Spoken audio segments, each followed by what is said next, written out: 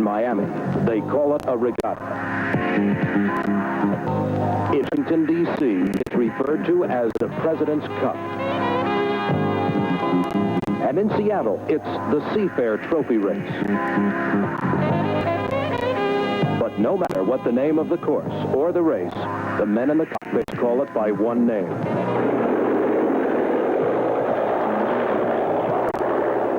Thunderboating.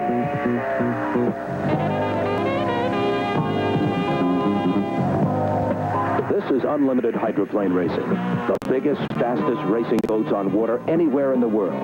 Each year, they meet race courses throughout the country to see who has the courage, and the skills to put it all together. The size of the engines is unlimited, and the speeds hover precarious to 200 miles per hour. Behind the Atlas Van Line's hydroplane is one man who's been successful at putting it all together more often than any other. During the past 20 years, Bill Munsey has been in the winner's circle more than any other driver in the history of the sport. To win just one race, sometimes a hydroplane has to race in 3 or 4 heats in one day. These heats narrow the field from 10 to 15 boats down to 4 to 6 qualifiers for the finals.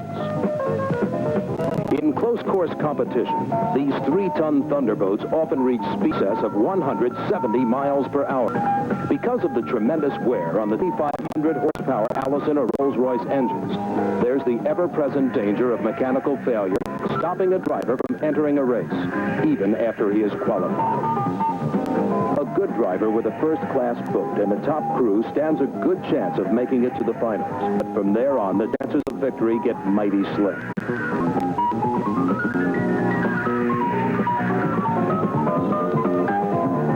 It's a sport noted for short-term successes and unexpected disasters.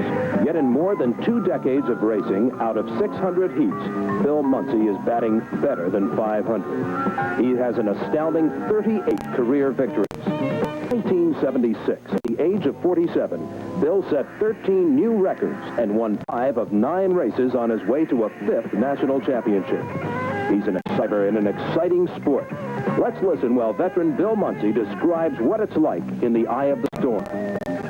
It truly is exciting. You know, our sport is spectacular to watch, and it's by far more spectacular to drive it. But amazingly, even though we're going very fast with the wind against our face, you can imagine 150 to 200 mile an hour. It's a formidable force. Water that has a strength of 450 pounds per square inch at 150 miles an hour. All this noise and all the competition around you, you're like, well, it's really like being engulfed in a vacuum. You're not aware of the wind against your face. You're not aware of the noise. How many decibels? I couldn't imagine. It's an incredible thing. The design and engineering of an unlimited hydroplane is all to the man who has to drive it.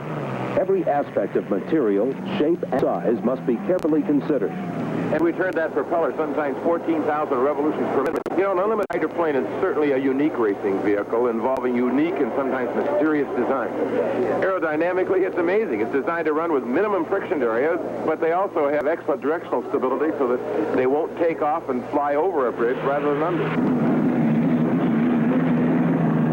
The dangers in hydroplane racing are numerous. Some courses are tougher than others. Never is the water forgiving of mistakes. A driver going into a turn too fast or pushing too hard for existing water conditions can tear a boat to bits in the blink of an eye.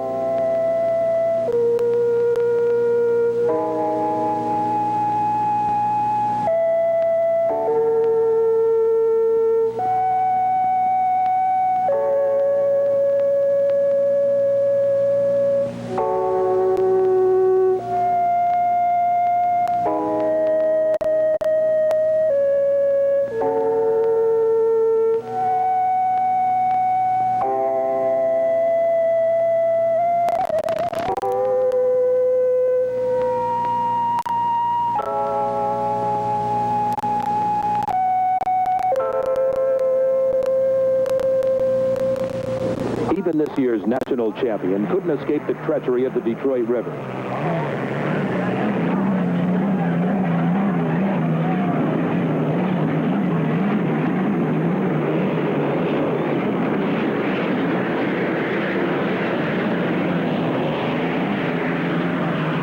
Okay, Bill, we saw saw the Miss Budweiser go over in an accident that really did a lot of damage to the boat, pretty well totaled it out. But you had a surprise in the Miss Atlas van lines when you pulled back into the pit area. And though we try to read each race course, that we go around the country as accurately as we can, where the good water is and where the bad water is. When you're getting, when you get tied up in competition, there's just nothing like it. And you're going to go as fast as you can, measure the limits of your machine as accurately as you can, and drive within those limits. But in the Detroit River, where the water is always just absolutely the most difficult of any race course in the country, we always have serious damage to boats and frequently to drivers. I came in after the Budweiser incident, and we found out that we had lost our tail section, that it was destroying itself virtually, and that we had a big hole in the bottom of the boat. We only had 30 minutes before the restart. We didn't know what we were going to do, whether we could frankly get the technical inspector to approve them going to the final heat, repair it fast enough and safe enough so that I could even complete, the balance of the race. So it was a frightening thing in our pit area where Jim Lucero, who became king, grabbed a couple of guys at Craftsman right out of the audience, stuffed them under our boat, and we all went to work to try and glue it all back together and make it seaworthy. I think they really did that. And of course, the wing has a tremendous effect on the aerodynamics of the boat. When we had to run without it, I think she ran pretty darn good.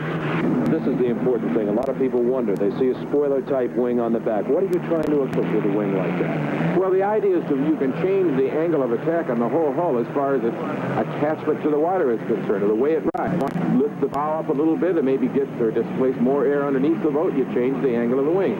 If you're maybe in a little rougher water and you'd like the boat to run maybe a little more glued in or have more friction area, you can change the angle of the wing in that interest.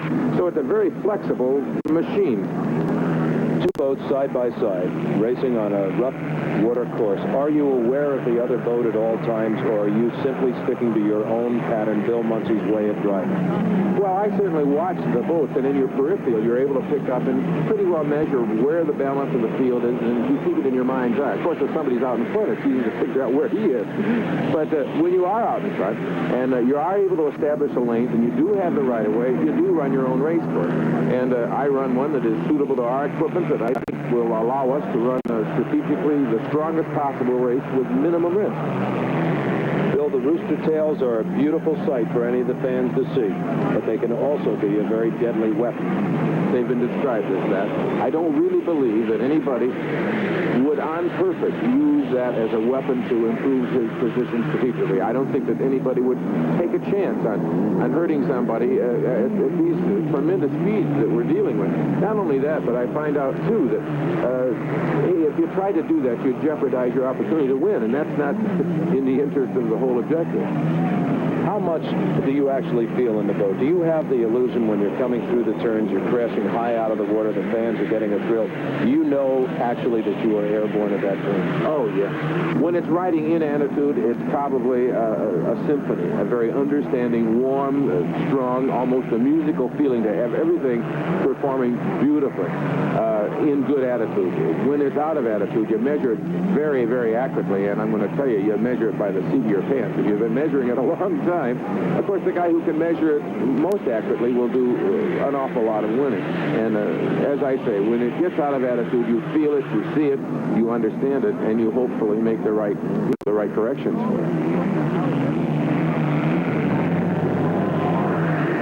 But in '76, the win certainly overshadowed the disappointment. We've been experimenting for 3 long years. Now we're back to where the strength really is. A Jim Lucero crew and Rolls-Royce engine. Every driver knows you have to have all the elements in the right place to be a winner. And that includes everyone from the crew members to the sponsor. It just absolutely wouldn't be possible any other way.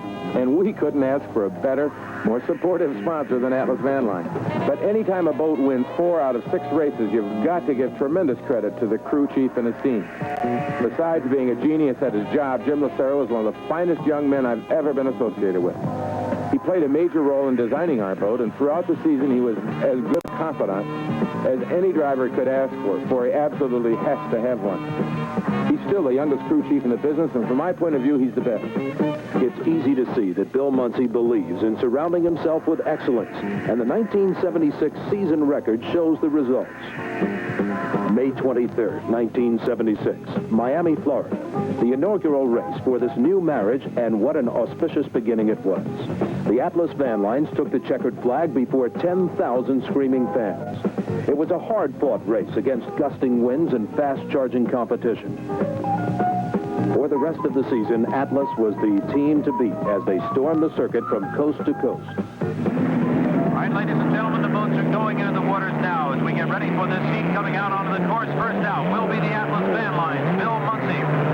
Now remember, ladies and gentlemen, in Thunderboat racing, it's a flying start. The boats are going as fast as they can as they come up to the starting line. The white flag is flying now. That means 60 seconds until the start of this race. 60 seconds, and they've got to get themselves into position, decide on their lane. They must hold their lane as they come up to the starting line, and they cannot jump that clock. They must have the nose of their boat on the starting line as the clock ticks off the final second to get the advantage of getting into that first turn. So let's watch them closely. As the boats come around the bar turn now. Muncy way on the outside. Watch him closely as he comes up. Muncy getting tremendous speed going as he comes up to the starting line. The other boat's having a little bit of trouble getting that timing down for the start. Muncy now comes up on the outside of Neath, and he takes a perfect start. Bill Muncy in the Atlas van line blazing across that starting line. Coming down around that tight gut club turn. Bill Muncy in the Miss Atlas van line is leading this pack now. And he has a tremendous lead going through the turn now. And the Miss US, Tommy Dean trying to catch him, but unable to through the turn. Muncy showing tremendous control in the Atlas van line as he goes out of turn number 2.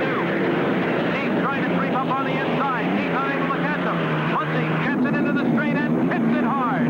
Bill Muncy kicking it hard down the straight end, leaving the second place boat behind. Roger Deep still coming out of the turn now, trying to kick it, goes a little bit wide to the outside.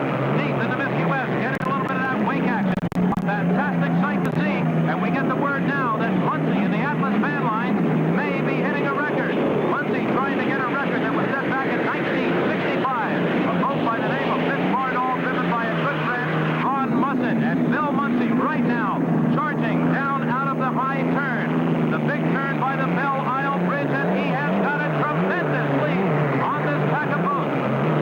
Dean still running in second place now. Roger Dean, as we told you earlier, was unable to get the fourth boat in this heat going, but he is still trying and may possibly get it by. But once Muncy passes him, he will be out of the race for good. Here comes Muncy down, and as he passes that, hands go up. Muncy may have it. He may have a new World Gold Cup record. Meanwhile, Dean trying to come through and trying to catch him if at all possible. Still riding very hard is the pro, Bob Miller. And it is going to be bad news for Jerry Banks in the Miss Burners. It looks like he may have blown a turbocharger. Jerry Banks going out of the race. Still, Roger Deep is out completely. And now Tommy Deep is throwing smoke out of the engine. Tommy Deep in the Miss US coming out down by the Bell Isle Bridge may have blown a charger also. Tommy Deep losing power. Muncy still down on the back stretch. Ladies and gentlemen, word in that Bill Muncy has set a World Gold Cup record of 118.291 miles per hour in the first class. Now, ladies and gentlemen, understand that in order for Bill Muncy to set that record of 118.291 miles per hour, he had to accelerate from 100 miles per hour to 170 miles per hour in 6 seconds. Here comes Muncy now. Everybody give him a tremendous wave as he comes by. Bill Muncy, who has gotten himself a World Gold Cup record. And it was the same at Owensboro, Dayton, Washington, and on to San Diego, where Bill clocked 128.023 miles per hour to set the world's record for the fastest any Thunderboat pilot has ever qualified on any course in the history of unlimited racing. Out of 28 starts, the Atlas had 18 wins, 7 seconds, and 2 third-place finishes. All in all, it was just a great year. We were up against some stiff competition, but our boat performed beautifully. I still don't think we've seen all she can do. But aside from the winning, there's another bonus we get from hydroplane racing, and that's the opportunity to meet so many great people from all parts of the country. I guess you know I'm an official Navy recruiter. Working with the United States Navy has been one of the delights of my life. From the size of the crowds at our races, we know we're giving a lot of entertainment to a lot of people at, well, very minimal expense, which I feel is one of the best things about our sport. If you're near a town or city that's planning a Thunderboat race this year, Give yourself a treat and attend one of the most colorful and exciting spectacles you'll ever witness. Bill Muncy and the Atlas Van Lines crew will be looking for you.